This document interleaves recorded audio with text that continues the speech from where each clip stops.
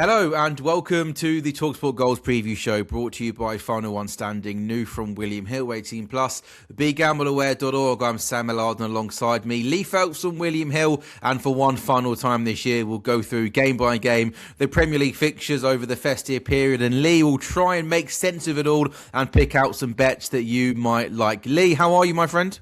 Yeah, really good, thank you. Every week we say the same thing, Final One Standing, surely some winners this weekend, but it's looking pretty close. We're down to just over 300 in the £500,000 game, the original one. Remember, we're into round 18 here, so only 3 picks left for those guys. But if you look at some of the other pots, Sam, there's a 20k pot, which started in Premier League game week 5. That's down to 5 people now. So one of those, 3 of them have gone Everton, 1's gone Sunderland, 1 yet to pick as we record this on Christmas Eve. And similarly, in some of the other pots, we've got like 13 left in some, 20 left in the others. So surely now we're getting down to the nitty gritty.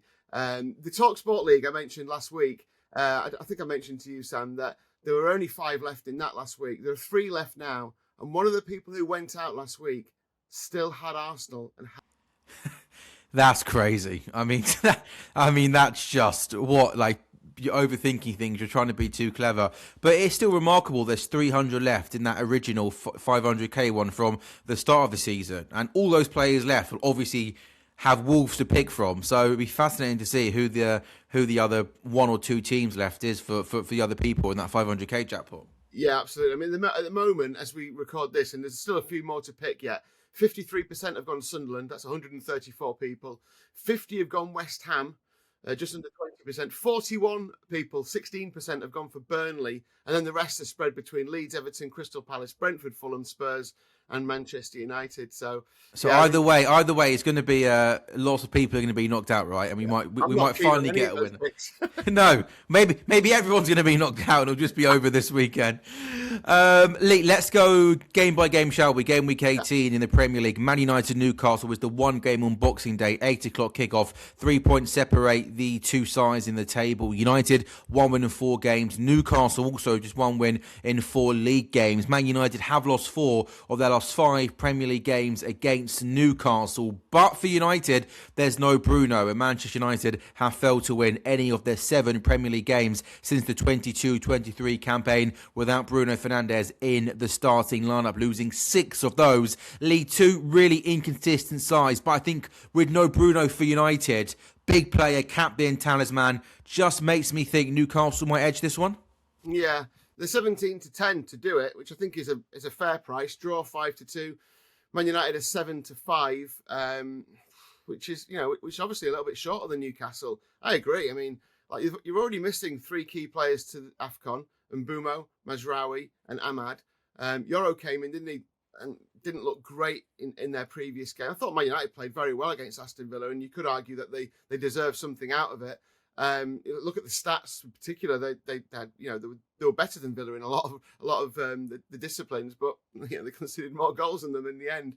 The only problem is Newcastle's away form, isn't it? If the form was all right, I'd take the Magpies, but I just think it's really hard to ignore that. So the draw at 5-2 is looking good. There's an epic boost on this one though, Sam, and this might be just the way into this game. It's over 2.5 goals in the match at even money. Should be odds on. We've seen 12 goals in the last 3 meetings between these two sides. Over 2.5 has landed in 9 of Newcastle's last 10 games in all competitions. And of course, Man United's last game at Old Trafford, 4-4 draw with Bournemouth. So over 2.5 goals, the epic boost. That's got to be the way into this, I think. Yeah, I don't like either side defensively, so I think goals in this game is something that are likely. So yeah, that seems like a decent bet. 1 game Boxing Day, then on the 27th, the Saturday, we got sort of a normal Saturday of football. 12:30 game is Forest v City. Forest did lose to Fulham Monday night, 17th in the table, but 5 clear of West Ham. City 5 league wins in a row, 2 behind Arsenal. Forest manager Sean Dyche is winless in all 16 of his Premier League matches against Man City's Pep Guardiola. Only Stevie Bruce against Sir Alex Ferguson, 17, has managed more games against one Premier League manager without a single victory. Lee, again, is it hard to see anything other than a City win here? Yeah, it is, isn't it? 6-10 they are away from home, 16-5 the draw. So that's over 3-1 and 4-1 Forest. Yeah, you're right. I mean, that record is scary, isn't it? They don't score enough goals either. Only Wolves have failed to score in more Premier League games than Forest. 10 Wolves, 9 for Forest. Since Dyche took over, though, the one kind of silver lining to the cloud that is Forest and where they are in the league at the moment is that he's only lost 1 in 6 at home, scoring 13, lost to Brighton, have beaten Spurs, Leeds, Malmo, Porto, and drawn with Man United. Now, none of those are anywhere near Manchester City at the moment. They've got Erling Haaland, who's got 5 in 6 games against Forest. The epic boost in this game is him to score in the game at even money from 8 to 15. I mean, we've had that as an epic boost so many times this season, and obviously, look at him. He's just his stats are just incredible.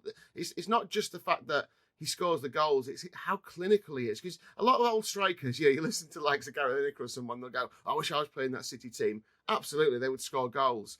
Haaland, he's got 19 goals, so 34 shots on target this season. That's an incredible ratio of shots.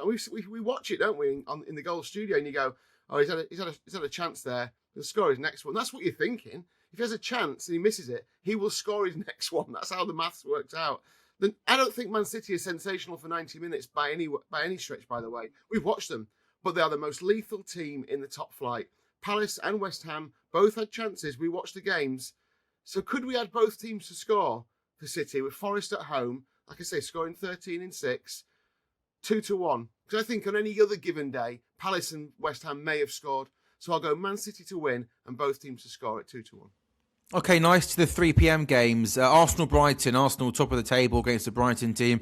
No wins and 4. Arsenal won just 3 of their 8 Premier League home games against Brighton, only having a lower win rate against Wimbledon and Liverpool among sides they faced 5 or more times. Arsenal, though, have won each of their last 5 Premier League home games. Only once under Mikel Arteta have they had a longer run at the Emirates. Lee, that record surprises me how bad Arsenal's home record against Brighton is. I think this will be a really good game. I think Brighton will come to play. I think they'll score, make life difficult for them. But I still just think Arsenal edge this game. Yeah, totally agree with that summary as well. And I went to do the prep on this. You go into doing the prep and you think, oh, this is going to be one of those where Arsenal have just battered Brighton and the aggregate score is like 14-2 or something. And actually, like right. Man City's home record is against every side in the Premier League, bar a couple of the best teams. Yeah, but Arsenal haven't been that team, have they? Until maybe this season. So 1-3, drawn 1, lost 2. Brighton, that's their record, including the League Cup, which they lost obviously at the end of October. The recent form on the road doesn't convince me that they can go to the Emirates and win. But like you just said, I think they'll go there and give them a really good game. I think they should. I mean, that Villa performance against Arsenal sticks in my mind. I know that was at home, but like that almost like fearless approach to playing Arsenal. If Brighton go and do that, then I think they can get a goal. Arsenal conceded 1 goal in the first 8 games at home in all competitions this season. Both teams have scored in 6 of the last 6 at that stadium. 5 wins, 1 draw in that. So I wonder if Brighton can get a goal here. Arsenal to win and both teams to score, similar to the City one, 19-10, so just under 2-1. I think there might be a few of those. Is that a good price, Lee? Do you think for that? Well, compared to 2-5, Arsenal are 2-5 to win the game. Give Brighton a goal and it boosts it up to just under 2-1. So there's a big difference in those prices. The draw's 7-2, by the way. Arsenal haven't exactly been pulling up trees recently, so that you might like the 7-2. I think Arsenal. I was going to start not criticising, but almost critiquing their recent form, and then it's unfair to say about Arsenal that they're wobbling a little bit. And then when other teams wobble and win and get through games, it's like, oh, this is a sign of champions. So we've got to have it one way, haven't we? Arsenal are still doing the business. They're still top of the table going into this game week. They're still in the semi-finals of the League Cup. So it's like, you've got to give them some credit at some point, haven't we? So I go Arsenal to win, both teams to score. And I didn't know if you're the expert, Lee, if you like this, but the first 3 games we've done, I think we're maybe backing one team to win and both teams to score. How about an acca of Newcastle to win, both teams to score, City to win, both teams to score, Arsenal to win, both teams to score? That could be a nice price. Yeah, and look, punters love that. That's what kills us. That's really? What when we look back on a really bad weekend, it's because the favourites have won and both teams have scored, because it boosts that price so high. Especially in the Champions League this season so far, we've been absolutely with our pants pulled down a few times by those kind of results where, it's like someone just nicks a goal near the end. Madrid win 4-1 or something. It's like you land your bet, don't you? It doesn't really make any difference. So like it a lot. There might be even more than, I think there's a few more I've got in this list as well, to be fair. So well, let's power on then, shall we? Brentford, Bournemouth, 12th through 15th. 1 point separates the two sides. Bournemouth, bad run of form. They picked up just 4 points in the last 8 Premier League matches, drawing 4, losing 4. Last enduring a longer winless streak between May and October in 2023. Since the start of November, only Burnley and Wolves have picked up fewer points than the Cherries. It's a wretched run of form, Lee, which I don't think many people saw coming. How should punters play this game then?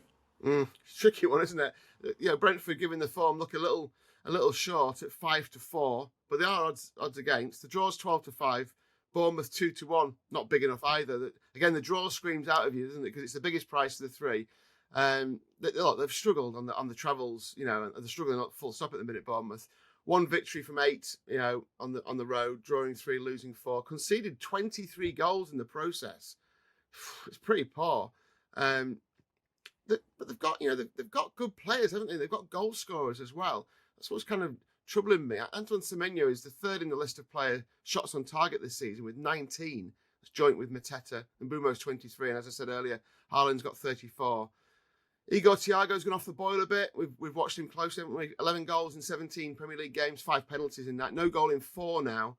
I've put a bet builder together, which I like. Both teams to score again. Semenyo over 1 shot on target. He averages 2.2 a game. Thiago 1 shot on target. And interestingly, they're both really high up in the fouls table as well, Semenyo and Thiago. I think it's Semenyo's had something like 31 fouls. That's average of 1.9 a match, and Thiago's right up there with him as well. Just I think João Gomez and Sasa Lukic are the only two who kind of like separate those guys. He averages 1.9 a match. So yeah, both teams score. Semenyo over 1 shot on target, at least 1 foul. Thiago 1 shot on target, at least 1 foul. And you can add to that obviously, and you check out the you get impact sub on those bet builders and your 25% winning boost on featured games as well. So yeah, I like it as a way in. I think plenty will happen. I just can't call the result. Nice. That is why we lovely, Phelps. So I'm just going to go for the boring score draw. You've added in a few bits there to make it a little bit more spicy and interesting. Burnley Everton. Burnley ended their 7-match losing run last week, getting that last-minute equaliser against Bournemouth. They might be struggling, but they're fighting Burnley. No team have scored more goals from the 85th minute onwards in the Premier League this season than Burnley. And the home record against Everton is decent. Against no side of Burnley won more Premier League games than they have against Everton. And Lee, these are the games, the home games against the teams that are in and around mid-table or below, that they just have to win. Yeah, absolutely. And Everton have picked for a lot of players in those games that I was talking about earlier on for final one standing that have got 10s. The game week kind of 3 to 7, Everton is still left, and a lot of people have picked Everton. It's interesting you say about that they're fighting. Because I was looking at a stat around fouls, and only Man City and Arsenal have committed fewer Premier League fouls than Burnley. They don't. That's surprising.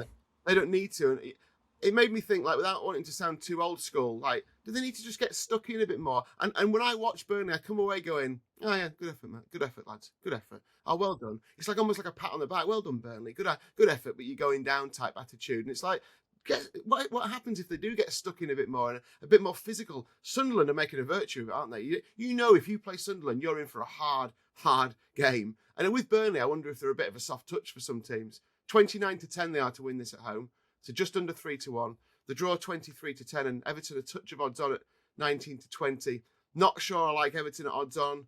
The last 5 away league games have featured under 2.5 goals.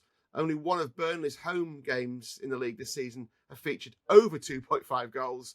Everton right down there in the shots on target table. Only Wolves have had fewer shots on target than Everton. 0-0 is 15-2. Under 1.5 goals is 19-10. I think I'll go for that and just risk. Just if you get under 1.5 goals, you've got a 1-0 either way. So I'll take that under 1.5 goals. Good. On my Premier League prediction sheet, I've gone Burnley 0, Everton 1, Lee. So there we go. Happy days. We're on the same page. Doesn't happen often. Good stuff. We're halfway through then previewing the weekend's Premier League fixtures. It is the talkSPORT Goals preview show and is brought to you by Final One Standing is new from William Hill, 18+, begambleaware.org.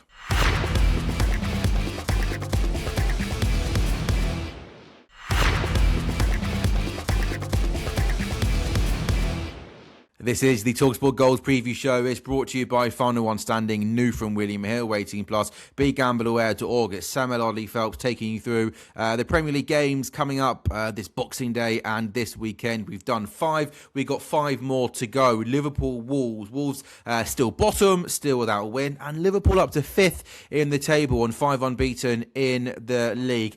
Clearly, Lee, obviously Liverpool are going to be pretty short here. What should the bet be here, Wood? Some kind of bet builder? I'm thinking an Ekitike goal versus assist, maybe to try and make this a bit more interesting.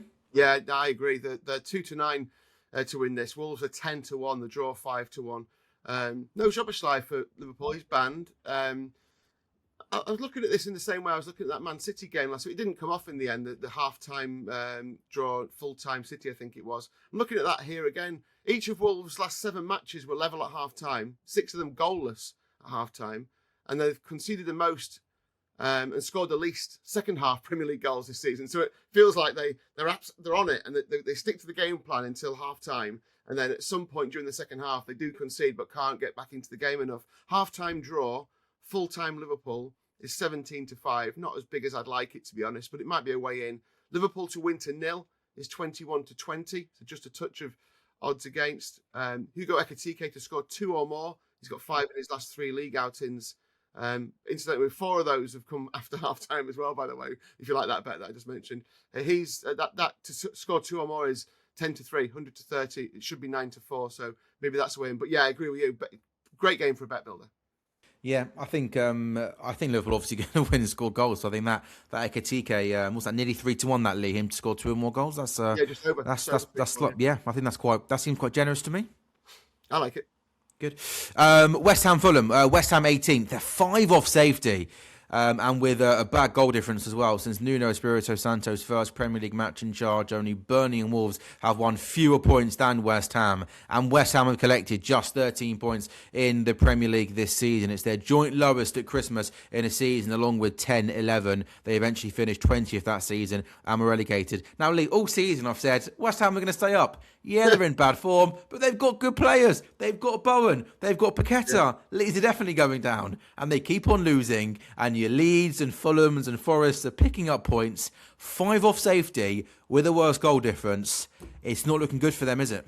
No, not at all. It's and like I was the one who started that thing off at the start of the season, wasn't I, saying about the goal? They've got goals in them, and that's what you kind of think to yourself.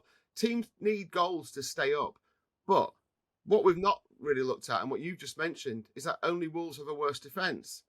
They've scored more than Everton and as many as Sunderland, who are obviously, you know, in decent positions in the table. They've conceded more than double of Sunderland's 17. 35 goals they've conceded. Burnley have only conceded 34. Admittedly, Wolves, like I say, 37. So it's not even that much difference between the two. Fulham are 8-5 here, and they're in good form. The draw 23-10. West Ham are 13-8. Fulham have scored 9 goals away from Craven Cottage all season. So not many, but 5 of those have come in the last 2. Harry Wilson bagging on both occasions. When you look back at the head-to-head between these two teams, Paqueta has been heavily involved in the head-to-head goals, assists and cards. So if you're having a bet builder on this one, I'd involve him in some way. Yeah, I like Harry Wilson to be involved, either shots on target or a goal, depending on who lines up. Callum Wilson, Jared Bowen has to be in there. What about a Wilson double? Harry and Callum both to score. That's 6.5-1. Okay. I look back to see, because I'm sad, I look back to see if 2 Wilsons had ever scored in the same Premier League game, and they both did it in January 2020, so not as exciting as I thought it would be. I was hoping it'd be like Wilson Palacios or something. But how many Wilsons can you name? And if the games go quiet if the game goes quiet on Saturday, Lee, at any point, I'll quiz our panel on how many Wilsons they can name in Premier League history. Do you think that Fulham price is big enough to win? Even though Fulham are in good, decent form, I never feel like I can trust them.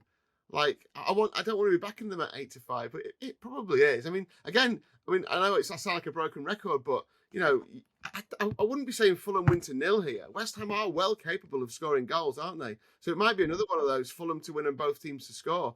And that price is 19-5, so just under 4-1. And You know what? that feels like a better price. Lee, your the Wilsons to score. That's a much more fun and enticing bet, isn't it? Than that. So I think I'll go with you on that one. Chelsea, Aston Villa, Saturday 5:30, big game. Villa third and flying. They're 3 behind Arsenal. Chelsea are placed below Villa, but 7 points behind. Aston Villa have won each of their last 10 matches in all competitions and can equal their all-time club record of 11 consecutive victories. They play some good football, Lee, in the last few weeks, and Rodgers is scoring and Tielemans is back dictating play and all that. But what I liked about Sunday, just gone, you mentioned it when speaking about United, is I actually thought Villa didn't play that well, and I thought United looked really good in that game. So the fact that Villa didn't play well and showed that kind of fight to get over the line, a moment of quality, it made me sit up and think, sure they win when playing well, that goes without saying, but not playing well and grinding out a victory right before Christmas. I thought to myself, this Villa team might be even better than we think it is. Yeah.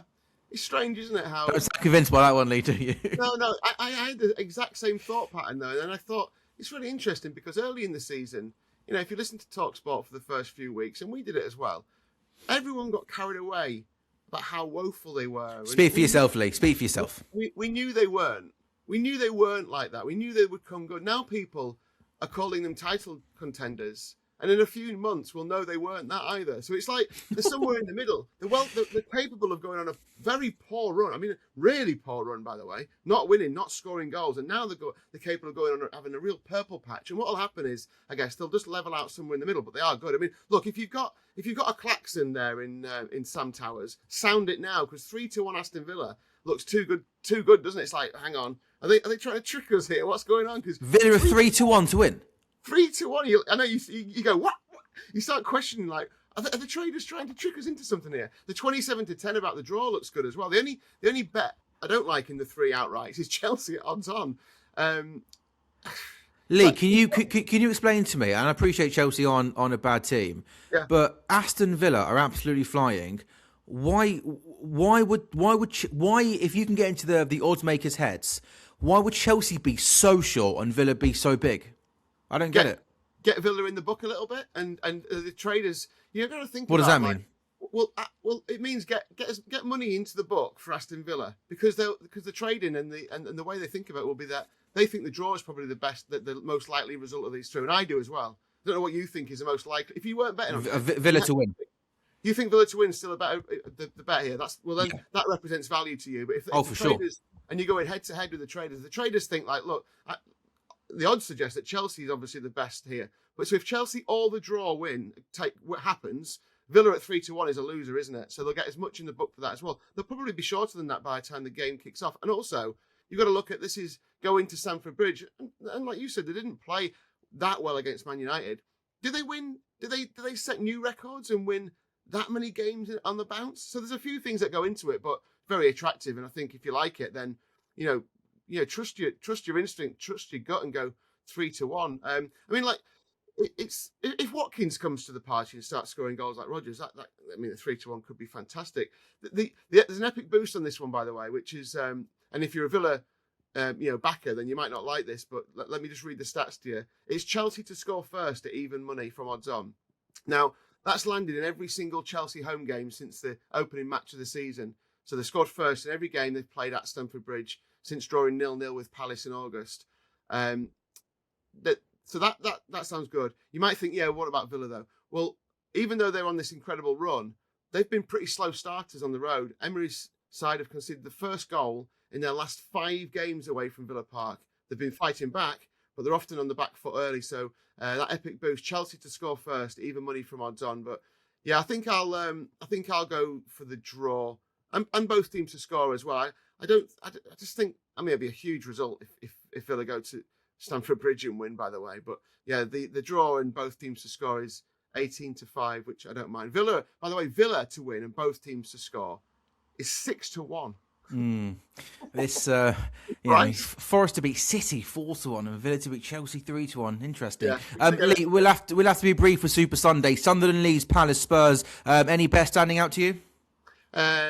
Sunderland are 6-4, draw 11-5, Leeds 9-5. Dominic Calvert-Lewin can't get another one, can he? I mean, you can. For him to score, Sunderland to win, and both teams to score That's 10-1. This is his best sequence, by the way, since 2021. Longest ever streak of scoring goals in the Premier League, so that's good. And then Crystal Palace, Tottenham 21-10, the draw 9-5, Palace 5-4. Tottenham missing the two players, of course, who were sent off at the weekend against Liverpool. Palace out of the cup after losing on pens to Arsenal. Palace look a bit short 5-4, but I think I have to trust them to beat Tottenham. Tottenham are decent on the road, though. So I think this is the trickiest game of the weekend to call. I'm not quite sure where Palace are at the moment. Don't know what you think, but Tottenham, I know where they are, but I don't know where Palace are. So maybe the draw at 9-4 is the one here. I think Palace are struggling with games and small squad, and I don't trust either side in this game, so I've gone with a draw in this game as well. Lee, thank you so much. Have a Merry Christmas, and I look forward to seeing you on Saturday for the next talkSPORT Goal Show, mate. Great work as always. Can't wait. And you've been watching the talkSPORT Goals preview show brought to you by Final One Standing, which is new from William Hill, 18+, begambleaware.org. Merry Christmas, everyone. We'll see you on Saturday. talkSPORT Goals back this Saturday, December the 27th from 12:30 until 5:30. As always, keeping you across all of the Premier League football.